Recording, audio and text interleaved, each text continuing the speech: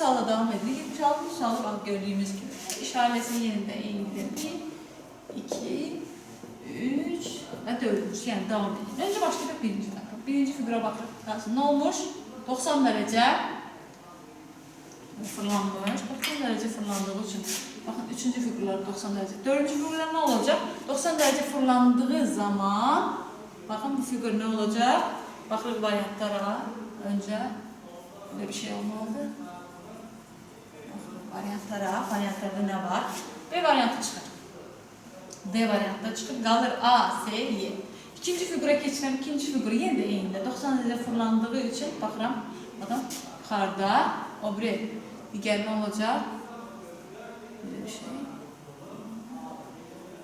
Baxırıq variantlara. Variantlarda nə var? B'də var ama B'ni çıxmışıq.